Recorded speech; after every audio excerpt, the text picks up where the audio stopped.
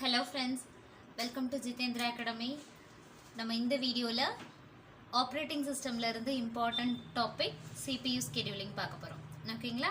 What is this CPU scheduling அப்படினு பாத்தீங்கன்னா நம்மகிட்ட more than one processes இருக்கு அப்படினு அஸ்யூம் பண்ணிக்கலாம். இப்போ ஃபர்ஸ்ட் அதுக்கு முன்னாடி what is process அப்படினா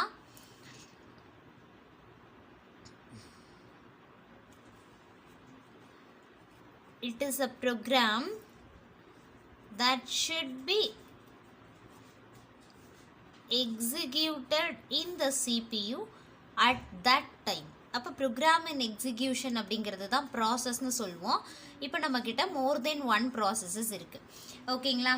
இதை வந்து எப்படி CPUக்கு allocate பண்ண போகிறோம் அப்படிங்கிறதுக்கான அல்காரிதம்ஸை தான் CPU ஸ்கெடியூலிங் அல்காரிதம்ஸ் அப்படின்னு சொல்லுவோம். இப்போ பாருங்கள், இப்போ மல்டிபிள் ப்ராசஸஸ் எங்கே வச்சுருப்போம், எங்கே வந்து பிளேஸ் பண்ணியிருப்போம் அப்படின்னு பார்த்தீங்கன்னா that is called ready queue. ஓகேங்களா? இப்போ நம்ம ப்ராசஸ் வந்து நான் P1 P2 P3 அப்படின்னு வச்சுருக்கேன்னு அஸ்யூம் பண்ணிக்கலாம். ப்ராசஸ் P1 நான் ஃபஸ்ட்டு என்ன பண்ணணும், ரெடி கியூவிலேருந்து CPUக்கு allocate பண்ணணும். ஓகேங்களா? இப்போ ரெடி ஸ்டேட்டில் இருந்த ப்ராசஸ் நமக்கு ரன்னிங் ஸ்டேட்டுக்கு வந்துருச்சு அப்படின்னு அர்த்தம், அதாவது ரன் ஆகிட்டுருக்கு அப்படின்னு அர்த்தம். ஓகேங்களா? இப்போ இந்த இடத்துல நமக்கு ஏதாவது ஒரு இன்ட்ரப்ட் அக்கர் ஆகுது அப்படின்னு வச்சுக்கோங்க.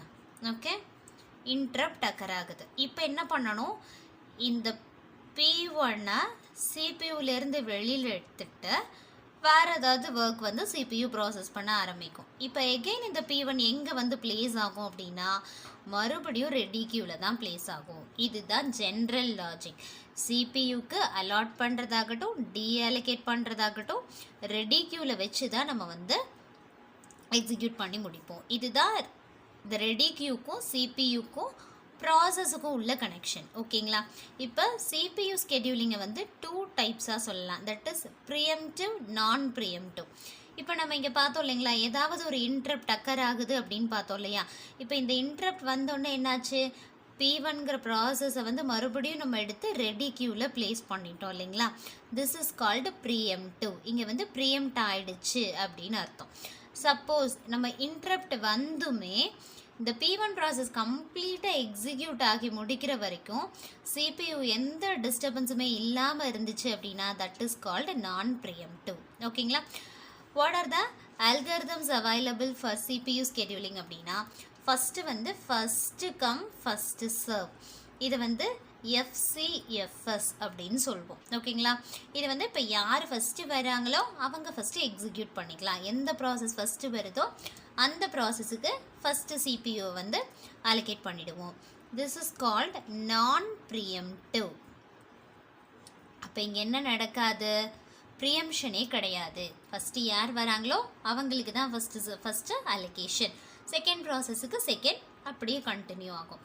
அடுத்தது second algorithm shortest job first. இதை வந்து SJF அப்படின்னு சொல்லுவோம். இதுவுமே வந்து நான் ப்ரீஎம்டிவ் தான். பட் இதோட இன்னொரு வெர்ஷன் இருக்குது friends, that is shortest remaining time first அப்படின்னு சொல்லிட்டு வேரியேஷன் ஆஃப் SJFன்னு சொல்லுவோம். இது வந்து நமக்கு ப்ரீஎம்டிவாக இருக்கும். சரிங்களா? இதை நம்ம பார்க்கலாம். எக்ஸாம்பிள் பார்க்கும்போது you will get clear idea. Next round robin. Round robin அப்படிங்கிறது RR அப்படின்னு சொல்லுவோம். அடுத்தது priority scheduling. Based on the priority we are allocating the process. Next வந்து மல்டி லெவல் கியூ. இதெல்லாம் various algorithms which are used for CPU scheduling. ஓகேங்களா? Next சில terms வந்து இங்கே நம்ம தெரிஞ்சுக்கணும் ஃப்ரெண்ட்ஸ். கான்செப்ட் பார்க்குறதுக்கு முன்னாடி ஃபஸ்ட்டு பாருங்கள் த்ரூபுட். த்ரூபுட் அப்படின்னா என்னென்னா number of processes executed at a given amount of time. ஓகேங்களா? இப்போ நமக்கு ஒரு குறிப்பிட்ட டைமில் எவ்வளோ ப்ராசஸஸ் எக்ஸிக்யூட் ஆகிருக்கு அப்படின்னு. அடுத்தது CPU யூட்டிலைசேஷன். CPU யூட்டிலைசேஷனுங்கிறது என்ன, நம்ம சிபியூவை எப்போவுமே என்ன பண்ணணும், பிஸியாக வச்சுக்கணும். இட் ஷுட் நாட் பி ஐடிலாக சிபியூ வந்து இருக்கக்கூடாது. அது எவ்வளோ பர்சன்டேஜில் மெயின்டைன் பண்ணுறோம் அப்படிங்கிறது சிபியூ யூட்டிலைசேஷன். ஓகேங்களா. நெக்ஸ்ட்டு டைமிங்கை பேஸ் பண்ணி ஒரு 4 டேர்ம்ஸ் வந்து நமக்கு ரொம்ப இம்பார்ட்டண்ட். இது வந்து கால்குலேட்டிவ் பார்ட்டில். வாட் இஸ் பர்ஸ்ட் டைம் அப்படின்னா, இப்போ நம்மக்கிட்ட P1 அப்படிங்கிற ஒரு ப்ராசஸ் இருக்குது. இந்த ப்ராசஸ் நமக்கு எக்ஸிக்யூட் பண்ணி முடிக்கிறதுக்கு நமக்கு எவ்வளோ டைம் தேவை, amount of time required to execute the process.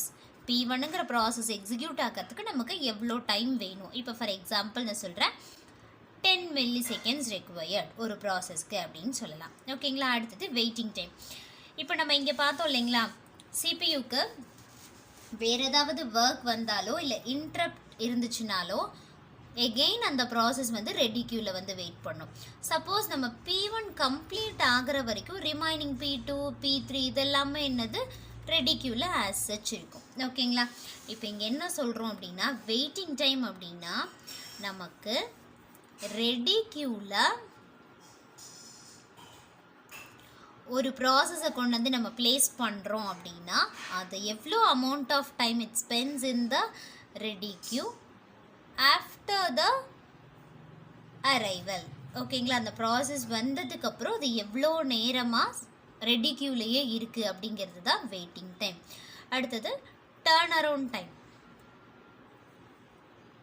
Turn around time அப்படிங்கிறது என்னென்னா, ஒரு ப்ராசஸை நம்ம சப்மிட் பண்ணதுக்கும் கம்ப்ளீட் பண்ணுறதுக்கும் அந்த ப்ராசஸை எக்ஸிக்யூட் பண்ணி முடிக்கிறதுக்கும் இருக்கிற டிஃப்ரென்ஸ் தான் என்ன அப்படின்னு பார்த்தீங்கன்னா டர்ன் அரவுண்ட் டைம்.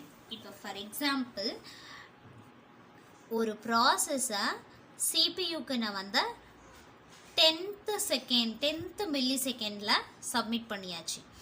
அதை வந்து கம்ப்ளீட் பண்ணுறதுக்கு எனக்கு 30th மில்லிசெகண்டில் தான் இந்த P1 அப்படிங்கிற ப்ராசஸ் கம்ப்ளீட் ஆயிருக்குன்னு வச்சுக்கோங்களேன். இந்த டர்ன் அரவுண்ட் டைம் அப்படிங்கிறது this 30 minus 10 millisecond equal to 20 millisecond அப்படின்னு சொல்லுவோம். இப்போ இங்கே ஒரு விஷயம் நீங்கள் தெரிஞ்சுக்கணும், இது ஸ்டேட்மெண்ட்டில் மேபி கேட்கலாம். இந்த டர்ன் அரவுண்ட் டைம் இந்த 20 மில்லிசெகண்டில் பர்ஸ்ட் டைமும் இருக்கும், அதாவது ஒரு ப்ராசஸை கம்ப்ளீட் பண்ணுறதுக்கு இருக்கிற டைமும் இருக்கும். அடுத்தது பார்த்தீங்கன்னா வெயிட்டிங் டைமும் இருக்கும். அப்போது எவ்வளோ நேரம் வந்து இந்த ப்ராசஸ் ரெடி க்யூவில் இருந்துச்சு அப்படிங்கிற டைமுமே இருக்கும். ஏன்னா நான் 10th மில்லிசெகண்டில் ப்ராசஸை சப்மிட் பண்ணியிருக்கேன், 30th மில்லிசெகண்டில் தான் எனக்கு கம்ப்ளீட் ஆயிருக்கு. அப்போ இடையில எனக்கு வந்து மேபி ஒரு 2 milliseconds ரெடி க்யூவில் வெயிட் பண்ணிட்டு இருந்தாலும் இருக்கலாம், அந்த டைமும் இங்கே வந்து கன்சிடர் ஆகும். ஸோ டர்ன் அரவுண்ட் டைமை கால்குலேட் பண்ணுறதுக்கான ஃபார்முலா என்ன அப்படின்னு பார்த்தீங்கன்னா,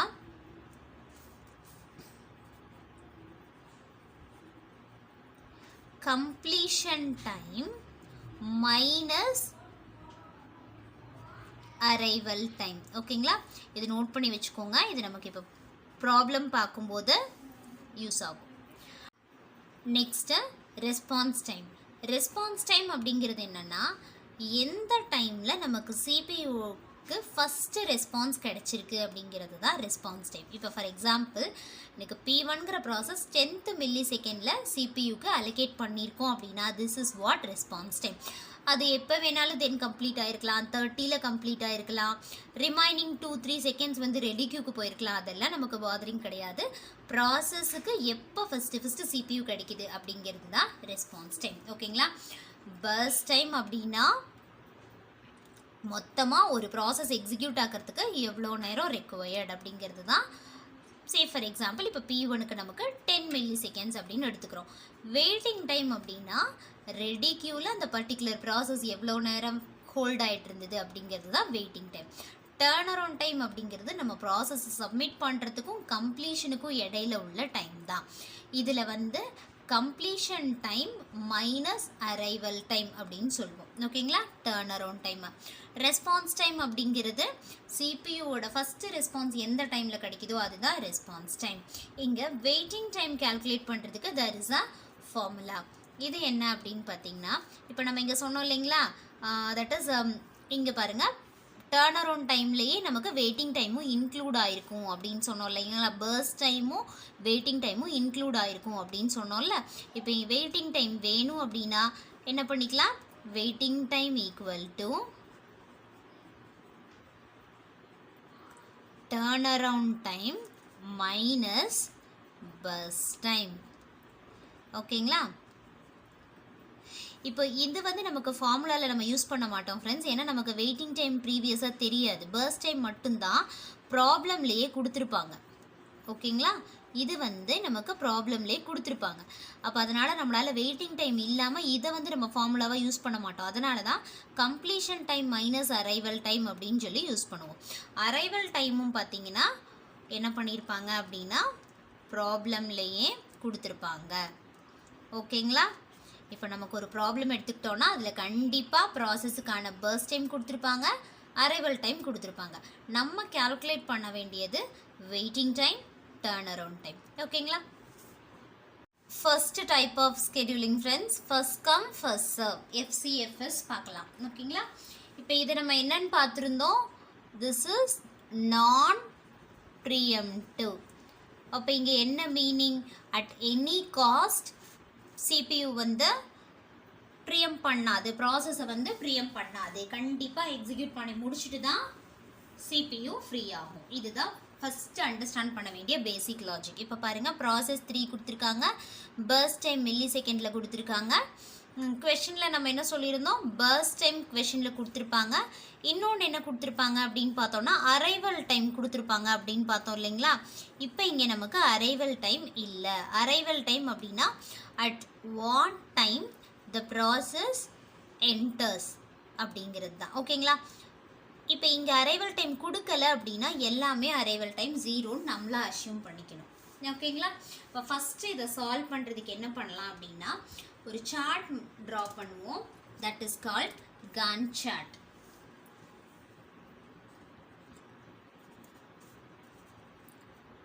இப்போ இந்த கான் சார்ட் ட்ரா பண்ணோம் அப்படின்னா நமக்கு ஒரு கிளியர் பிக்சர் கிடைக்கும் ஃப்ரெண்ட்ஸ், இந்த ப்ராசஸஸ் எப்படி எக்ஸிக்யூட் ஆகுது அப்படிங்கிறதுக்கு. ஓகேங்களா. இப்போ பாருங்கள், நான் ஃபஸ்ட்டு என்ன பண்ணுறேன் அப்படின்னா ஒரு பாக்ஸ் இந்த மாதிரி ட்ரா பண்ணிக்கலாம். இது வேணும்னா நீங்கள் எக்ஸ்டெண்ட் பண்ணிக்கலாம், நோ இஷ்யூஸ். அரைவல் டைம் 0 அப்படின்றதுனால ப்ராசஸ் P1, P2, P3 எல்லாமே நமக்கு CPUக்கு அரைவ் ஆயிரும். ஓகேங்களா. பட் இங்கே எக்ஸிக்யூட் பண்ண முடியாது. அப்போ ஃபஸ்ட்டு டைம் 0ல் ப்ராசஸ் P1 மட்டும்தான் எடுத்துக்கிறோம். இது வந்து நான் ப்ரீஎம்ப்டிவ் அப்படின்னு பார்த்துட்டோம் இல்லைங்களா. ஸோ அப்போ ஃபஸ்ட்டு ப்ராசஸ் எக்ஸிக்யூட் பண்ணி முடிக்கிறதுக்கு நமக்கு எவ்வளோ பர்ஸ்ட் டைம் வேணும், 24. டைம் டு எக்ஸிக்யூட் அப்படிங்கிறது 24 மில்லி செகண்ட்ஸ். 24 மில்லி செகண்டில் ஃபஸ்ட்டு ப்ராசஸ் கம்ப்ளீட் ஆயிரும். அடுத்தது ப்ராசஸ் P2வும் என்னது, it has been already arrived at time 0. அப்போ அது வரைக்கும் வெயிட்டிங்கில் தான் இருக்குது, ரெடி க்யூவில் தான் இருக்குது. இப்போ ரெடி க்யூவிலேருந்து ப்ராசஸ் P2வை வந்து எடுத்து allocate பண்ணோம் அப்படின்னா it requires 3 milliseconds. So at 27, 24 plus 3, 27ல P2 வந்து கம்ப்ளீட் ஆயிரும். அடுத்தது P3. P3யும் நமக்கு ஏற்கனவே டைம் 0லேயே அரைவ் ஆயாச்சு. இப்போ வந்து ரெடி க்யூவில் தான் வெயிட் பண்ணிகிட்ருக்கோம். P2 கம்ப்ளீட் ஆனதுக்கு அப்புறம் P3க்கு CPU allocate பண்ணோம் அப்படின்னா 27. P3யோட பர்ஸ்ட் டைம் வந்து 3. ஓகேங்களா. அப்போ 3 மில்லி செகண்ட்ஸ் வந்து required for P3. 27 plus 3, 30. That's all friends. Gantt chart completed. P1க்கு CPU எப்போ கிடச்சிருக்கு, டைம் 0ல் கிடச்சிருக்கு. அப்போ ரெஸ்பான்ஸ் டைம் ஃபார் P1 0. P2க்கு ரெஸ்பான்ஸ் டைம் 24. P3க்கு ரெஸ்பான்ஸ் டைம் 27. ஏன்னா 24ல் தான் P1 கம்ப்ளீட் ஆகி P2 வந்து எக்ஸிக்யூட் ஆக ஆரம்பிச்சிருக்குது. அப்போ response டைம்ங்கிறது 24 for P2, 27 for P3. ஓகேங்களா. I think you understand this. Next இப்போ நமக்கு இன்னொரு டேபிள் மாதிரி போட்டுக்கோங்க, ஈஸியாக இருக்கும். இப்போ பாருங்கள், ப்ராசஸ், பர்ஸ்ட் டைம், இது ரெண்டும் நமக்கு கிவனில் இருக்குது. இப்போ நம்ம என்னென்ன கண்டுபிடிக்கணும் இதிலிருந்து அப்படின்னா completion time, turn around time, waiting time, இது நம்ம கண்டுபிடிக்கணும். இப்போ நமக்கு கிவனில் என்ன தெரியும், ப்ராசஸ் P1க்கான பர்ஸ்ட் டைம் 24, ப்ராசஸ் P2க்கான பர்ஸ்ட் டைம் 3, ப்ராசஸ் 3க்கான பர்ஸ்ட் டைம் ஆல்சோ 3. நெக்ஸ்ட் வந்து கம்ப்ளீஷன் டைம். கம்ப்ளீஷன் டைம்னா என்ன அர்த்தம், P1ங்கிற ப்ராசஸ் எப்போ கம்ப்ளீட் ஆச்சு, இங்கே பாருங்கள் P1ங்கிற ப்ராசஸ் 0ல் என்ட்ரு ஆகி 24ல் கம்ப்ளீட் ஆயிருக்கு. அப்போ P1ஓட கம்ப்ளீஷன் டைம் என்னது 24. P2க்கு பாருங்கள் 24ல் P2 என்ட்ரு ஆகிருக்கு, 27ல் கம்ப்ளீட் ஆகிருக்கு. அப்போ P2ஓட கம்ப்ளீஷன் டைம் 27. P3க்கு பாருங்கள் 27ல் என்ட்ரு ஆகி 30ல் கம்ப்ளீட் ஆகிருக்கு. அப்போ P3ஓட கம்ப்ளீஷன் டைம் இஸ் 30. ஓகேங்களா. Next turn around time. Turn around டைமுக்கு ஃபார்முலா என்ன பார்த்தோம், completion time minus arrival time. ஓகேங்களா. இங்கே அரைவல் டைம் என்னது 0 தான் எல்லாத்துக்குமே. ஸோ அதனால் எந்த ப்ராப்ளமே கிடையாது. கம்ப்ளீஷன் டைமில் 0 மைனஸ் பண்ணால் சேம் 24 மைனஸ் 0 24, 27 மைனஸ் 0 27, 30 மைனஸ் 0 30. ஓகேங்களா. Next waiting time. வெயிட்டிங் டைமோட ஃபார்முலா என்னது, turn around time minus first time. ஓகேங்களா. இப்போ டர்ன் அரவுண்ட் டைம் என்னது, நம்ம கண்டுபிடிச்சது தான், இதுதான் டர்ன் அரவுண்ட் டைம். இப்போ 24 மைனஸ் 24 0. இப்போ இங்கே பார்த்தீங்கனாலே தெரியும் P1 வந்து 0லேயே என்ட்ரு ஆயிடுச்சு, இதுக்கு வெயிட்டிங் டைமே கிடையாது. அடுத்தது 27 மைனஸ் 3 24. 24 வரைக்கும் P2 என்ன தான் ஆச்சு, ஏன்னா 0லேயே என்ட்ரு ஆயிடுச்சு இல்லைங்களா. P2 என்ட்ரு ஆனாலும் 24 வரைக்கும் அது எங்கே இருந்தது, ரெடி கியூவில் வெயிட்டிங்கில் தான் இருந்துச்சு. ஓகேங்களா. அடுத்தது பாருங்கள் P3க்கு 30 மைனஸ் 3 27. 0லேயே P3யும் அரைவ் ஆயிடுச்சு, ஆனால் 27 மில்லி செகண்ட்ஸ் வரைக்குமே அது ரெடி கியூவில் வெயிட்டிங்கில் தான் இருந்திருக்குது. ஓகேங்களா. இப்போ இங்கே பாருங்கள், this is what total turn around time. எப்படி கண்டுபிடிக்கலாம், 1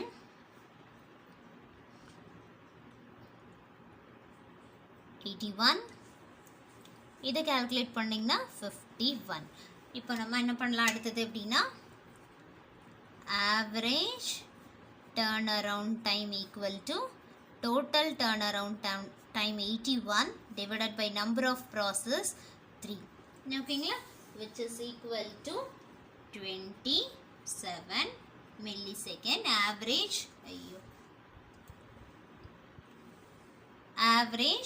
டர்ன் அரவுண்ட் டைம். அடுத்தது average waiting time. Total waiting time 51 divided by number of process 3, which is equal to 17 millisecond average waiting time. ஓகேங்களா. நெக்ஸ்ட் ஃப்ரெண்ட்ஸ், FCFSலையே arrival time கொடுத்துருந்தாங்க அப்படின்னா, that is various arrival times இருந்துச்சு அப்படின்னா அது எப்படி solve பண்ணலாம் அப்படின்ட்டு பார்க்கலாம். Process time, arrival time, burst time இதெல்லாமே வந்து மில்லி செகண்ட்ஸில் கொடுத்துருக்காங்க. ஓகேங்களா. இப்போ நம்ம என்ன பண்ணணும், ஃபஸ்ட்டு எப்பயும் போலவே கான்ட் சார்ட் வரைஞ்சிக்கணும்.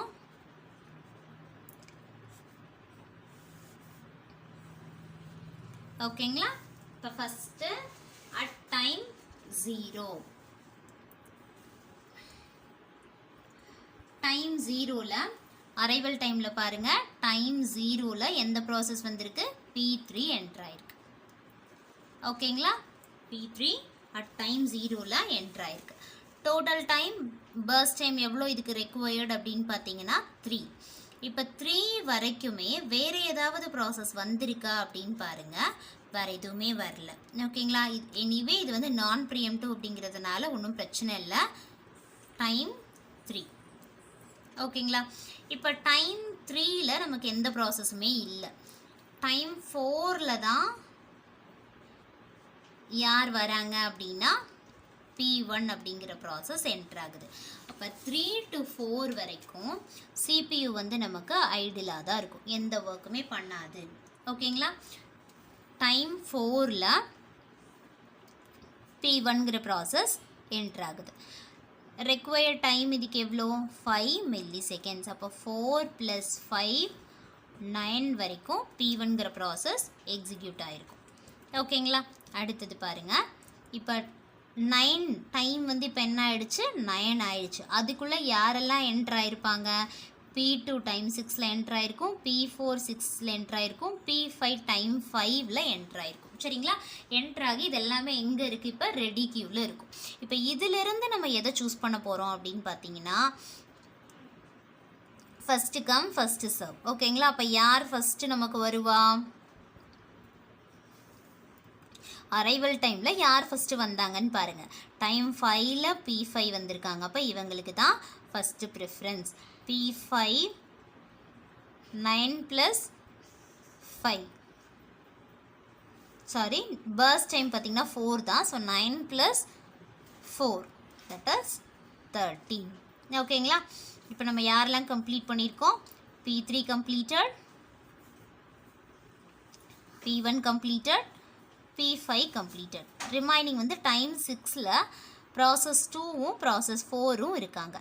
இதில் யாரை சூஸ் பண்ணுறது அப்படின்னு பார்த்தீங்கன்னா இதில் என்னது ஃபஸ்ட் கம் ஃபஸ்ட் சர்வ். அப்போ ப்ராசஸ் 2 தான் இந்த ஆர்டரில் நமக்கு ஃபஸ்ட்டு. ஸோ அதனால் இதை தான் நம்ம சூஸ் பண்ணிக்கணும். P2வை சூஸ் பண்ணுவோம்.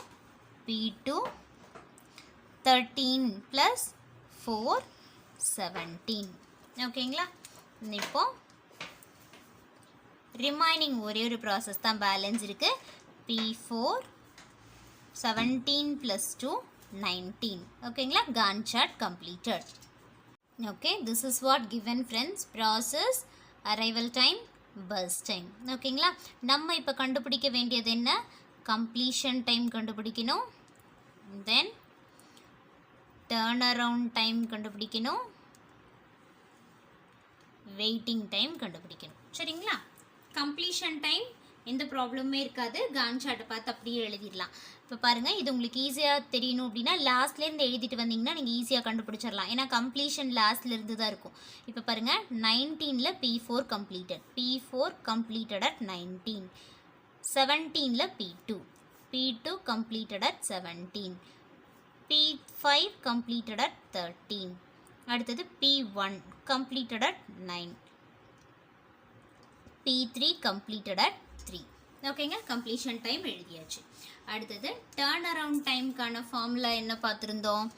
Completion time minus arrival time. ஓகேங்களா? இப்போ பாருங்கள், கம்ப்ளீஷன் டைம் இங்கே நோட் பண்ணியிருக்கோம். 9 - 4 which is equal to 5. Next 17 - 6 which is equal to 11. 3 - 0 which is equal to 3. 19 - 6 13. 13 - 5 8. ஓகேங்களா? அடுத்தது வெயிட்டிங் டைம். வெயிட்டிங் டைமோட ஃபார்முலா என்ன? Turn around time minus first time. இப்போ பாருங்கள், டர்ன் அரவுண்ட் டைம் நமக்கு கால்குலேட் பண்ணி வச்சுருக்கோம். Turn around time, burst time. 5 - 5 0. 11 - 4 7. 3 - 3 0. 13 - 2 11. 8 - 4 4. ஓகேங்களா? அடுத்தது டோட்டல் கண்டுபிடிச்சிடலாமா? இது ரெண்டுக்கும் டோட்டல் கண்டுபிடிச்சோம் அப்படின்னா 6 6 12 20 40. 8 12 22. அடுத்தது இதுக்கான ஆவரேஜ் கண்டுபிடிச்சிங்க அப்படின்னா average 40 divided by total number of processes 5 which is equal to 8 millisecond for average turnaround time. 22 divided by 5 which is equal to 4.4 millisecond கிறது average waiting time. ஓகேங்களா? average turnaround timeக்கு 40 by 5 which is equal to 8 millisecond சொல்லலாம். average waiting timeக்கு 22 by 5 which is equal to 4.4 millisecond. ஓகேங்களா? I think you clear with CFS with arrival time as well as without arrival time. ஓகேங்களா? Thank you.